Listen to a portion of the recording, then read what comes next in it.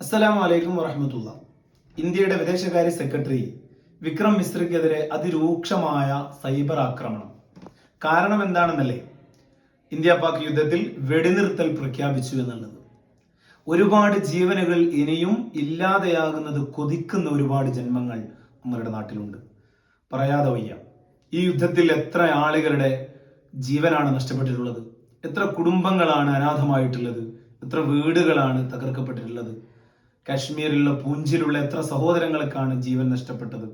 എന്നാൽ ഇനിയും ആളുകൾ മരിച്ചുകൊണ്ടേയിരിക്കണമെന്ന് ആഗ്രഹിക്കുന്ന ഒരു ചിന്ത അതെത്രത്തോളം അപകടമാണ്. ഈ യുദ്ധം നിർത്തിയതോടുകൂടെ എത്രയോ മനുഷ്യർക്കാണ് സമാധാനം തോന്നിയിട്ടുള്ളത്.